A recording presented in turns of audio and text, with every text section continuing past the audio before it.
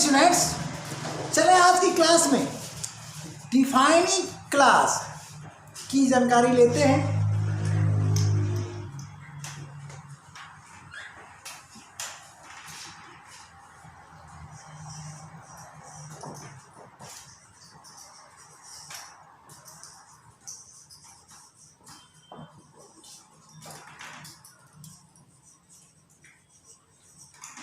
Defining relative class को ही defining class कहा जाता है, ठीक है ना।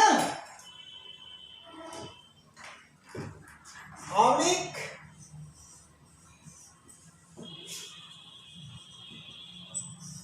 Defining class, oblique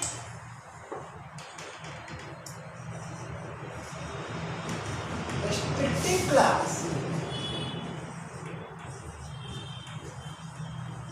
oblique objective class.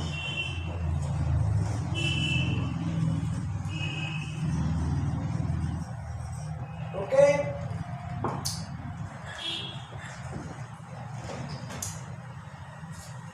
अब इसकी डेफिनेशन क्या हो सकती है?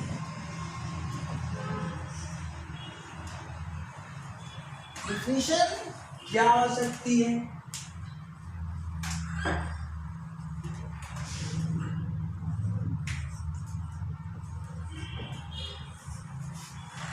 देखिए, यह रिलेटिव क्लास का क्या है, एक काइंड है। तो रिलेटिव क्लास की डिफिनेशन आप जान चुके हैं। रिलेटिव क्लास वह क्लास होता है जो एंटीसीडेंट को या तो डिफाइन करता है या तो उसकी सूचना देता है। ध्यान दीजिए, उसके बारे में सूचना देता है। अगर डिफाइन करता है तो रिलेटिव प्रोनाउन से शुरू होने वाला जो क्लास होता है डिफाइनिंग रिलेटिव क्लास कहलाता है। और यदि एंटीसीडेंट पहले से ही डिफाइंड हो तो रिलेटिव क्लास क्या करेगा, सिर्फ और सिर्फ एंटीसीडेंट के बारे में सूचना देगा। तो ऐसी स्थिति में वह नॉन डिफाइनिंग रिलेटिव क्लास बन जाता है। ठीक, तो सिंपल बात वही पुरानी है जो पीछे की वीडियो में बता चुका हूं। तो क्या होगा डेफिनेशन?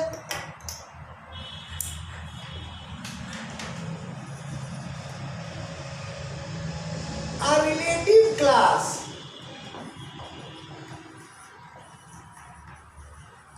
या डेफिनेशन तो आप जान चुके हैं। ये तो नए स्टूडेंट के लिए है, किसके लिए? नए पर्सन के लिए है जो पहली बार पढ़ेगा। लेकिन आप तो हमारे कंटिन्यू पढ़ रहे हैं, क्लास ले रहे हैं, तो यहाँ क्या होना चाहिए? तो होना चाहिए। ये तरीका होता है। जनरली क्या मिलता है, इग्नोर में चर्चा किया था, चाहे गूगल पर सर्च करो चाहे कि बुक वाले तो ऐसा नहीं करेंगे, हर राइटर नहीं करेगा। अगर अच्छा राइटर है तो ये गलती नहीं कर सकता, ठीक ना। तो यहाँ पर क्या होगा, दी रिलेटिव क्लास स्ट्रेस पैदा करेगा। क्या करेगा? ये स्ट्रेस पैदा करेगा। और वह रिलेटिव क्लास, ये तरीका सीख लीजिए अंग्रेजी का। तो the relative clause that defines it's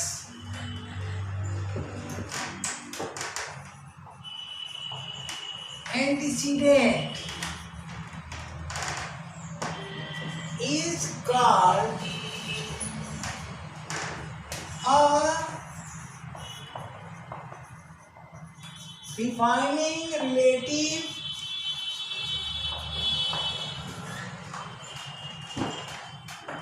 class। अब इसमें से अगर आप नाम, इसका नेम चेंज करना चाहते हैं तो ये सब हटा दीजिए। तो क्या हो जाएगा? ऑब्लिक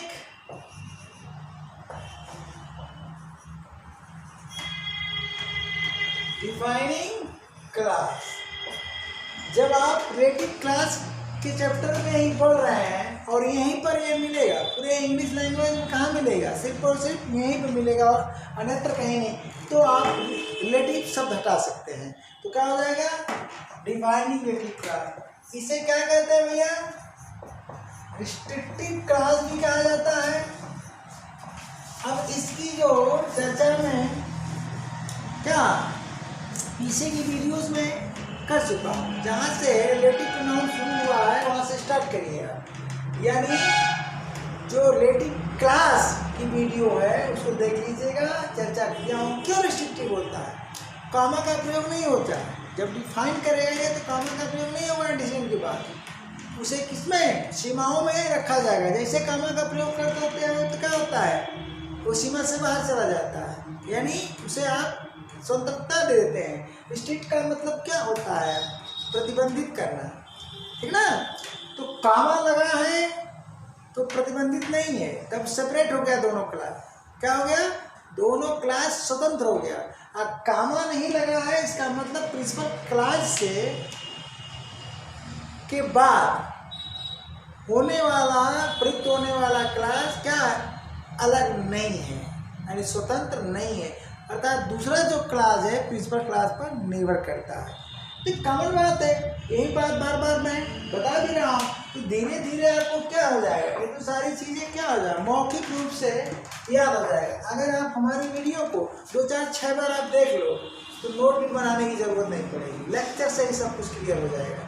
तो इसे आप एडजेक्टिव क्लास, अब एडजेक्टिव क्लास क्यों कहोगे बोलो, इसलिए कहोगे कि यह डिफाइन करता है। एडजेक्टिव का काम ही क्या है, किसी चीज़ को एक्सप्लेन करना, और एक्सप्लेन करने का 2 तरीका होता है, या तो उसे परिभाषित किया जाता है या तो उसे क्वालिफाई, यानी या तो डिफाइन किया जाता है या तो क्वालिफाई किया जाता है। डिफाइन यानी डिफिनीशन बताई जाती है, एक्सप्लेनेशन 2 तरह से होता है। एक्सप्लेन करते समय व्यक्ति या तो किसी चीज़ को परिभाषित करेगा कि यह क्या चीज़ है, ठीक। अब चलिए वो परिभाषित हो गया, उसके बाद क्या करेगा, इसके अंदर कौन कौन सी क्वालिटी है। दुकान पर आप जाते हो कोई सामान खरीद, नहीं जानते हो, खरीदने गए कुछ दूसरा, देख लिए कुछ दूसरा, तो दुकानदार से पूछते हो कि ये क्या चीज़ है, अब क्या बताएगा, उसका इंट्रोडक्शन देगा, इट मीन्स डिफाइन करेगा। वो क्या करेगा, डिफाइन करेगा। अब जब डिफाइन कर देगा तो आप क्या पूछोगे, भाई मतलब ये काम कैसे करता है, तो वो उसका क्या बताएगा, फंक्शन एंड एप्लीकेशन बताएगा। और फंक्शन एंड एप्लीकेशन में क्या करेगा, वो सारा उसका क्वालिटी बता देगा, यानी उसे क्या करेगा, क्वालिफाई करेगा। इस तरह से डिफाइन करना यानी to define and to qualify किसके अंतर्गत आ जाता है, टू एक्सप्लेन के अंतर्गत आता है।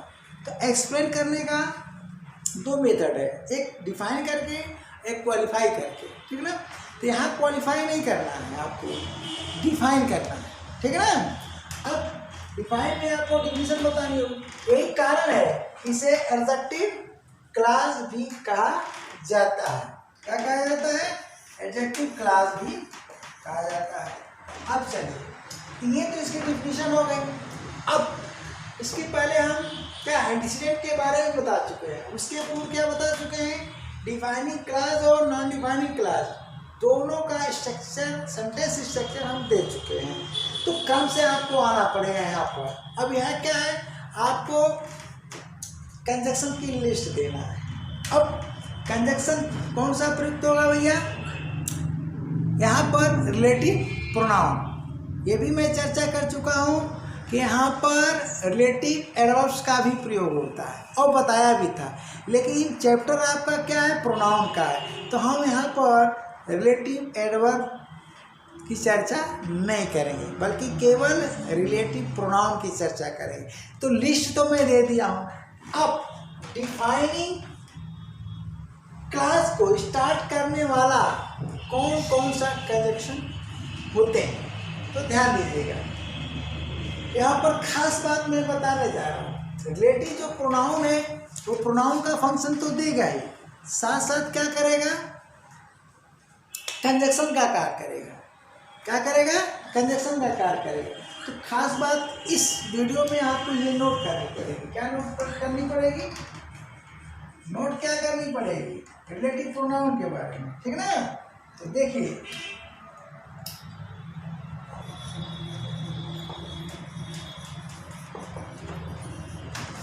रिलेटिव प्रोनाउंस एक ठीक है। अब प्रोनाउन, कोई भी एक रिलेटिव प्रोनाउन उठाएंगे आप तो वो कोई एक उठाएंगे तो प्रोनाउन का ही काम करेगा। रिलेटिव प्रोनाउंस प्रोनाउन का काम करते हैं एज वेल एज क्या, एज वेल एज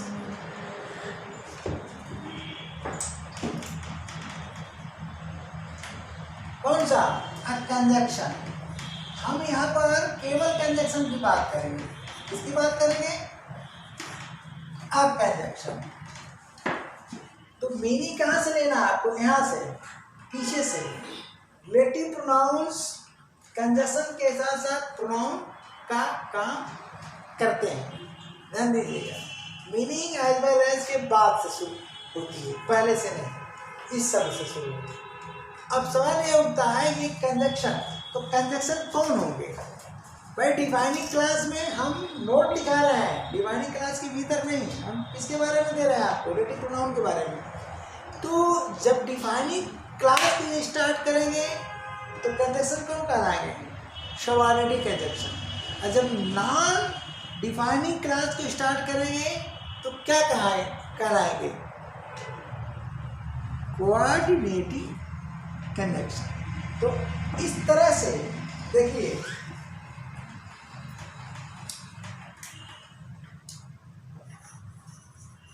देयरफॉर, इसलिए या इस तरह यहाँ पर देयरफॉर, ठीक ना। देयरफॉर, दे किसके लिए लगा, रिलेटिव। यहाँ पर हम प्रोनाउन, सॉरी हम यहाँ क्या करते हैं, एक को लेके चले, रिलेटिव प्रोनाउन एट, ठीक है, एक सिंगुलर में लेके चलते हैं, ठीक है ना। सिंगुलर में बेटर रहेगा, हमने सिंगुलर में लिखा है तो सिंगुलर में ही लेके चलता हूँ, ठीक है। एक में चलना पड़ेगा या तो सिंगुलर में, क्योंकि मेरा एक्सप्लेनेशन किस में चला गया था, प्लूरल में, ठीक ना, इसलिए यहाँ पे। और यहाँ मैं लिखा था सिंगुलर में। इधर relative pronoun acts as a pronoun as well as conjunction. Relative pronoun क्या करता है, कंजक्शन के साथ साथ प्रोनाउन का कार्य करता है, यानी डबल फंक्शन में रहता है। तो इस तरह से हम सिंगुलर में लेकर चलते हैं। इट, देयरफॉर, इसलिए क्या होता है, ठीक ना। इट इज यूज्ड, ठीक ना,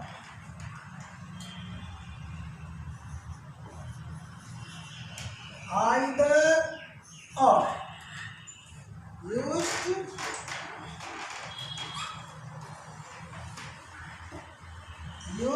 as either,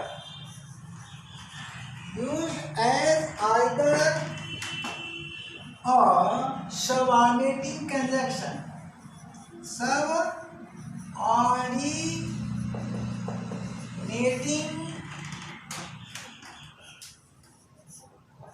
conjunction or coordinating conjunction।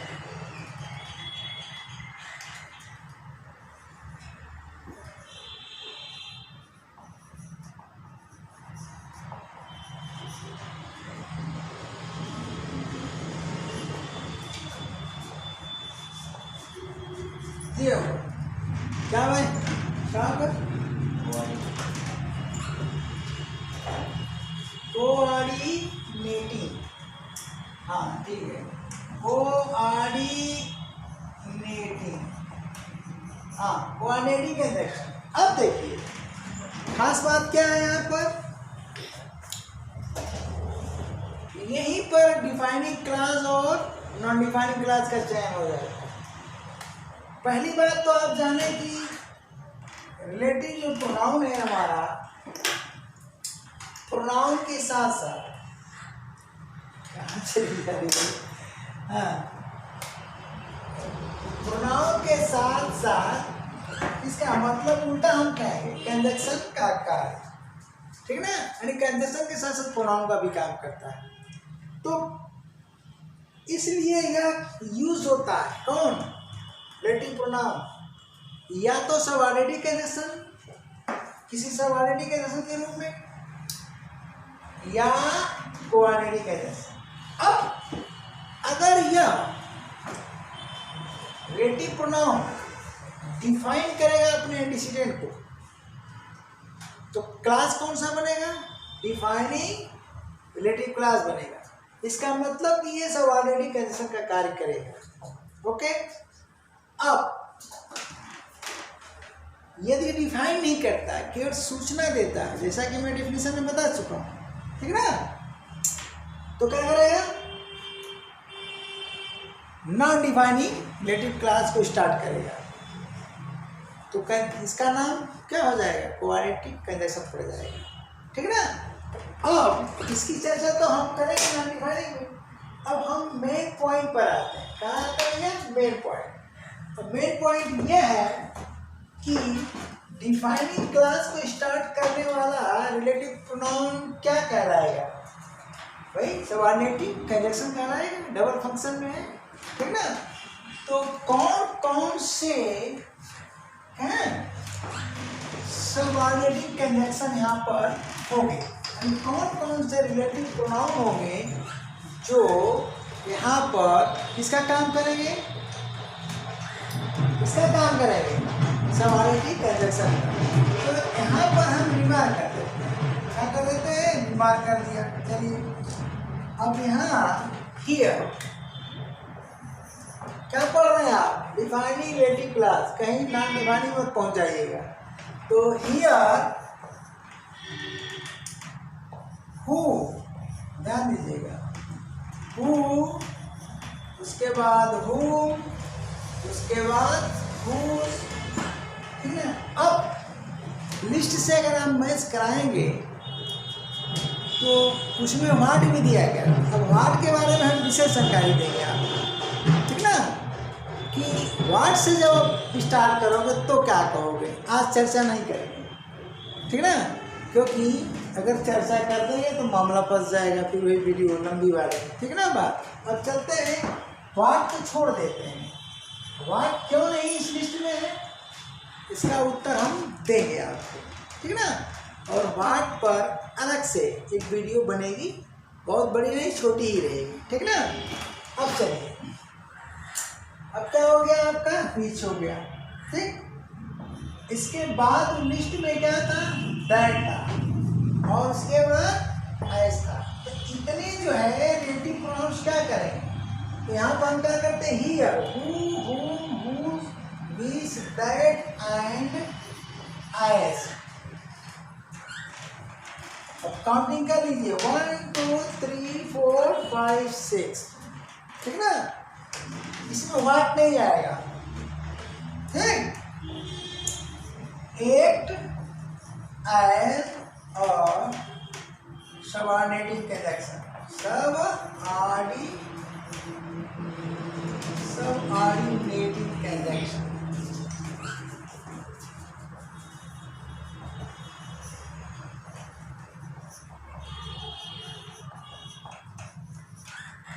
सबऑर्डिनेटिव conjunction का क्या करेंगे? इसका क्या मतलब?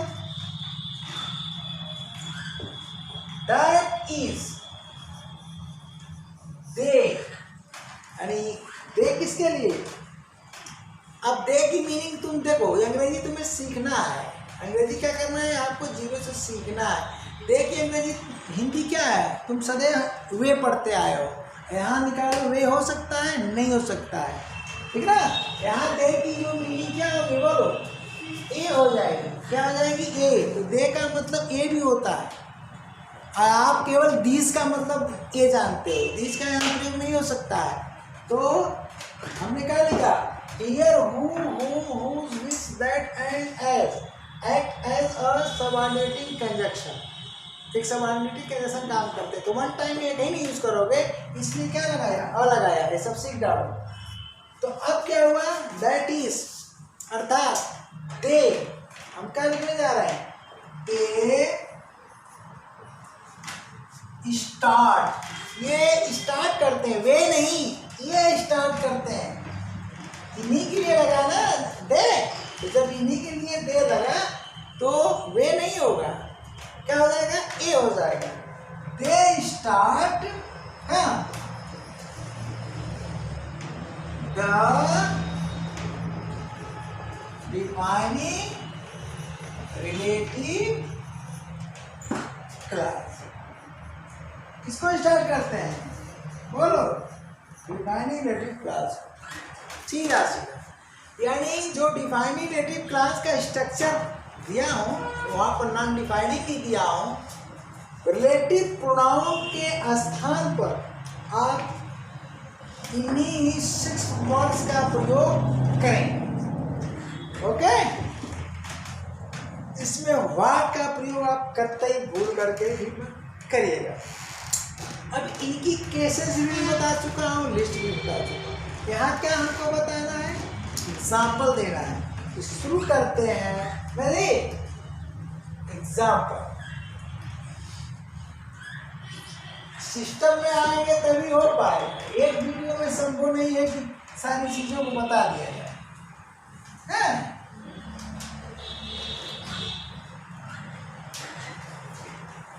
नहीं, 3 मिनट में पढ़कर 13 गुना नहीं समझोगे, मैं बता दे रहा हूँ। ये अंग्रेजी है, 13 गुना पढ़ना पड़ेगा तब 3 गुना समझ आएगा। उल्टा चलो तब जाके कल्याण होगा।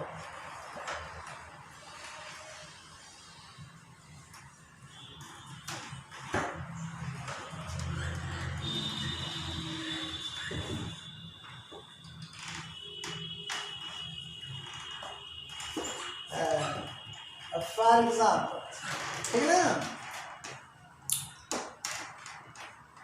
हम एंटीसीडेंट के चैप्टर में बताए हैं, एंटीसीडेंट के स्थान पर नाउन या प्रोनाउन का प्रयोग होता है। मोस्टली नाउन का होता है, प्रोनाउन का भी प्रयोग होता है विशेष केस में, ठीक ना, वो भी हम आपको एग्जाम्पल देंगे।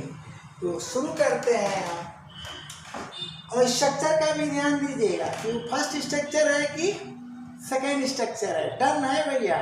अब इस वीडियो में संभव नहीं है कि हम फिर से स्ट्रक्चर बनाएं, तो फिर वही कहानी हो जाएगी। फॉर एग्जाम्पल, यानी पहले ही वीडियो पढ़ लीजिए। अगर हम कहते हैं कि दिस इज द मैन, ठीक है,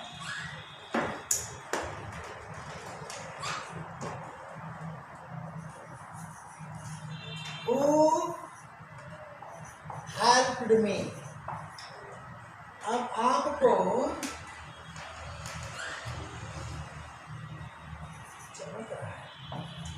हेल्प मी, ठीक है, यह वही आदमी है जो मेरी मदद किया। अब बताइए, सवाल ये उठता है, ठीक है ना, कि यहाँ हम कामा लगाएं कि नहीं लगाएं। अगर आप कामा लगाते हो, इसका मतलब मैन को तुम क्या करते हो, एक्सप्लेन नहीं कर रहे हो, सूचना केवल दे रहे हो, ठीक ना। जबकि सामने वाले को क्या करना है, मैन के बारे में, यानी उसको डिफाइन कर रहे हो। 2 मित्र हैं, साथ में जा रहे हैं, एक व्यक्ति आ गया, आप बात करने लगे, तो तुम्हारा मित्र क्या कहेगा, ये भैया ये कौन है हो, तो क्या करोगे, तुम तो जानते हो परंतु तुम्हारा मित्र नहीं जानता, बोलो डिफाइन करोगे कि नहीं करोगे, तो डिफाइन करोगे। यानी डिफाइनिंग क्लास है कि नॉन डिफाइनिंग क्लास, थोड़ा सा क्या है ये, कन्फ्यूजिंग क्लास है। जरा सा भी चुप किए तो कमा लगा बैठे और गलती कर बैठे, ठीक ना, तो कॉमा नहीं लगेगा, क्योंकि दूसरे मित्र को क्या बता रहा है उस आदमी के बारे में, या वही आदमी है जो मेरी मदद किया। डिफाइन हो गया कि नहीं। इसका मतलब ये हुआ पहली नज़र में ये क्या भैया, रिलेटिव प्रोनाउन है, बताइए है कि नहीं। रिलेटिव नहीं, सिर्फ प्रोनाउन को थोड़ा और तरीका बदल देता हूँ। पहली नज़र में ये प्रोनाउन है, क्या है भैया, प्रोनाउन है। ऐसा क्यों, बढ़िया से समझ लो इसको, ऐसा क्यों, क्योंकि मैन के स्थान पर प्रयुक्त हो रहा है। किसके स्थान पर, मैन। और मैन क्या है भैया, नाउन है, ध्यान देना। हम कह रहे हैं कि यह वही आदमी है जो, तो जो का प्रयोग किसके लिए आप कर रहे हो? मैन के लिए, बोलो मैन के लिए कर रहे हो ना। तो ये प्रोनाउन यानी किसी नाउन के बदले में प्रयुक्त होने वाला शब्द क्या होगा? प्रोनाउन होगा। तो इसके बदले में तुम प्रयुक्त कर रहे हो, बोलो कर रहे हो कि नहीं कर रहे हो? अब तो पहली नजर में ये प्रोनाउन है, परंतु यहां से देखो, यहां से क्या है? वन सब्जेक्ट, ठीक ना। और हमको और थोड़ा नीचे आना पड़ेगा, यहाँ पर आना पड़ेगा, प्रेडिकेट। ध्यान देना, one subject and one predicate है। इसका मतलब कि एक क्लास है। ये क्या है? बोलो, वन क्लास है, वन क्लास है। बढ़िया से पढ़ लेना, ठीक ना। नहीं समझ में आए तो कमेंट बॉक्स में कुछ लिख देना। हाँ, गाली भी नहीं सकते हो, कोई दिक्कत नहीं है। गुरु को गाली दोगे तो जल्दी सफलता मिलेगी, ठीक है ना। ओके, तो चलो भैया, हम बहुत बिंदास आदमी हैं, ठीक ना। अब एक क्लास हो गया ना। अब चलो यहाँ पर देखो, अभी हम सिर्फ और सिर्फ बता रहे हैं कि ये प्रोनाउन है। कान खोल के सुनो बढ़िया से। इस ये वाला हेल्प मी, इसके तुरंत बाद क्या आया? वर्ब आया है, ऑब्जेक्ट आया, ये हो गया प्रेडिकेट। अब हेल्प का सब्जेक्ट ढूंढो। तो हेल्प का सब्जेक्ट कहाँ है? हु है, बोलो। तो हु की केस क्या कर दो, यहाँ लिख दो, ठीक ना। कुछ है नहीं अंग्रेजी, अगर सीखते हो। देखो हमारी वीडियो वायरल नहीं हो रही है, बहुत सी कमियां रही हैं, हमारे पास टाइम नहीं रहा है, कैसे किया जाता है, क्या किया ना। तो थोड़ा वायरल करा दो, देखो तो थोड़ा शेयर कर दो, ठीक है ना। लाइक कर दो, शेयर कर दो, सब्सक्राइब मत करना, ठीक है ना। हम तो कहते ही नहीं सब्सक्राइब करो, है कोई बात नहीं।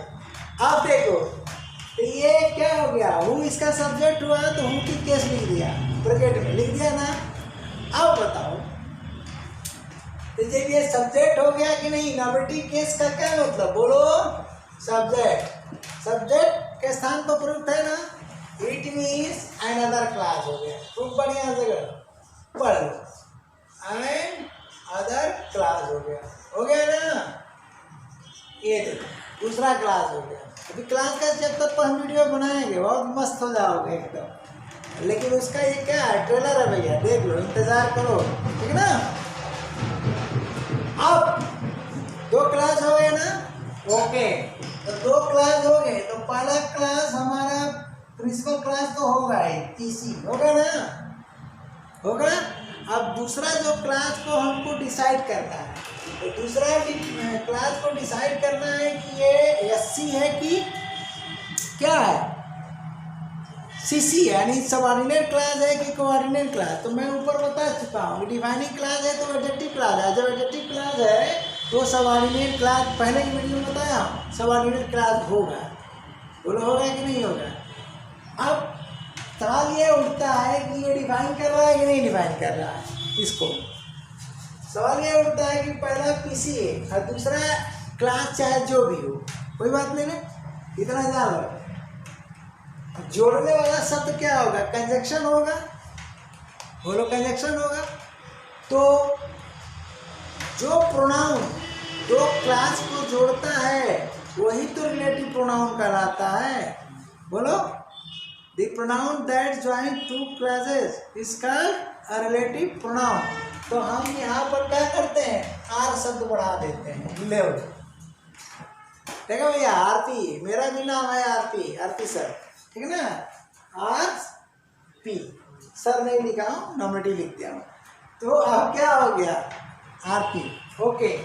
तो बोलो रिलेटिव प्रोनाउन हो गया ना। अब ये क्या कर रहा है भैया? इस नाउन को हु, पहली बार हु किसके बदले में आ रहा है? किसके स्थान पर? मैं। अब हु से स्टार्ट होने वाला क्लास, हु से स्टार्ट होने वाला क्लास देख रहे हो ना। ये तो ऊपर से हम लिख देते हैं यहाँ पर, ए पीसी दिखाई दे रहा है कि नहीं भैया? देख लेना, कट तो नहीं रहा है। पीसी कट नहीं रहा है? अच्छा, इधर बता देना, ये देखो है, तो ये हु से स्टार्ट, ये इसके स्थान पर आया पहली दफा प्रोनाउन, फिर ये ज्वाइन किया तो कौन सा रिलेटिव प्रोनाउन, दो क्लास को जोड़ दिया, तो अब ये रिलेटिव प्रोनाउन बोलो। अब इसको डिसीजन आपको ये लेना है कौन सा क्लास, ठीक है ना, कौन सा कंजक्शन। अब ये आपका कौन सा कंजक्शन होगा भैया, ऐसा ही पढ़ना है आपको, ठीक है। तो अब ये कौन सा कंजक्शन होगा, एक सेंटेंस समझ गए तो बाकी एकदम आराम से समझ में आ जाएगा। तो अब क्या कहो, ये डिफाइन कर रहा है ना, तो डिफाइनिंग क्लास हुआ कि नहीं, कामा नहीं लगा है, मतलब डिफाइन के स्थान पर आया है हु, ये तो रिलेटिव प्रोनाउन हो गया। हु हेल्प्ड मी, अब ये पूरा क्लास, यहाँ से पूरा क्लास क्या कर रहा है, मैन को डिफाइन कर रहा है, मैन की व्याख्या कर रहा है। इट मीन्स क्या हो गया, ये जो क्लास है आपका डिफाइनिंग क्लास हो गया। बोलिए हुआ कि नहीं हुआ, हुआ। तो ये हो गया आपका डिफाइनिंग क्लास, ठीक है ना, डिफाइनिंग क्लास हो गया, ठीक है।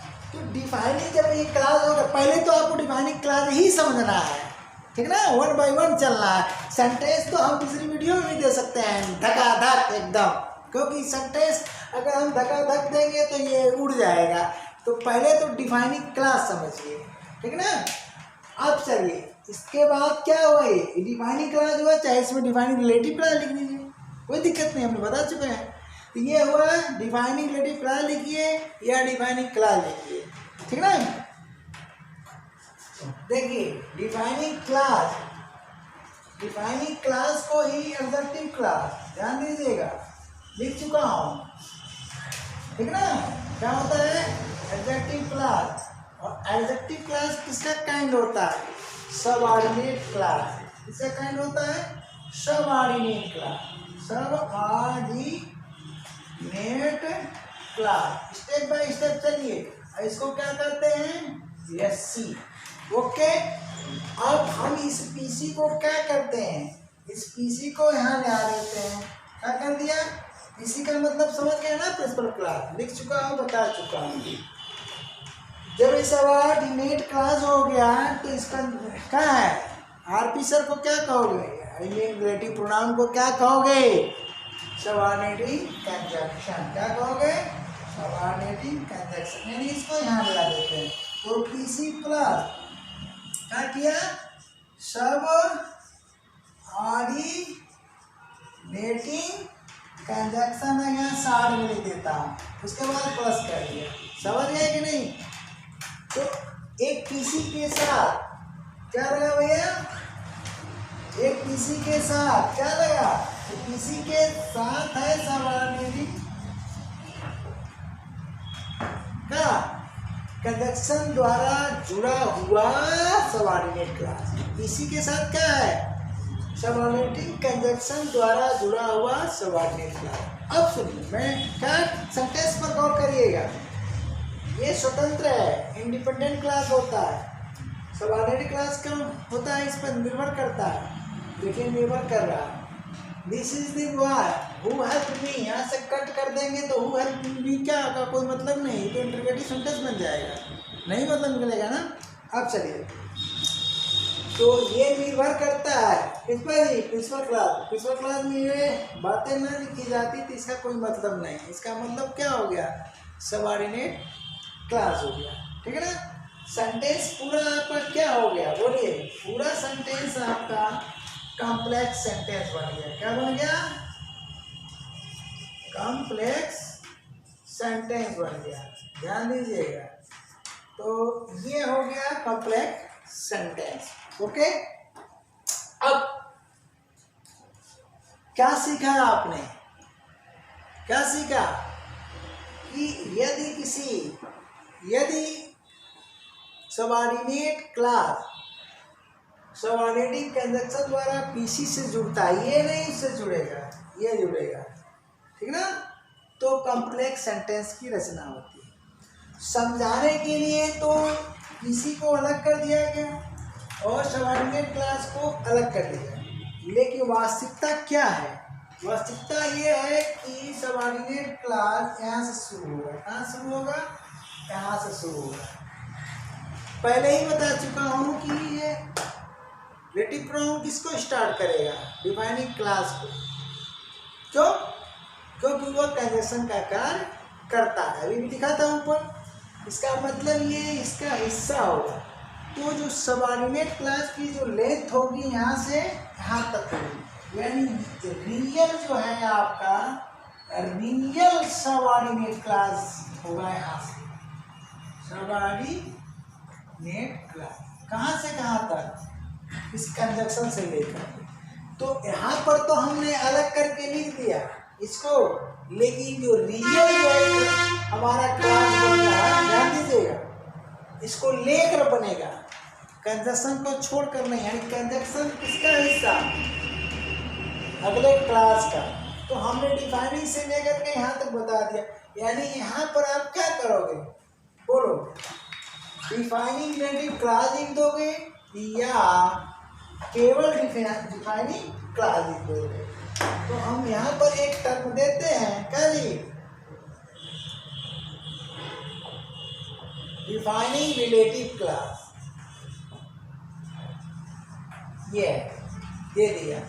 तो अब ठीक ना, ये तो प्रिंसिपल क्लास के साथ डिफाइनिंग रिलेटिव क्लास अगर लगता है तो सेंटेंस हमारा क्या बनता है?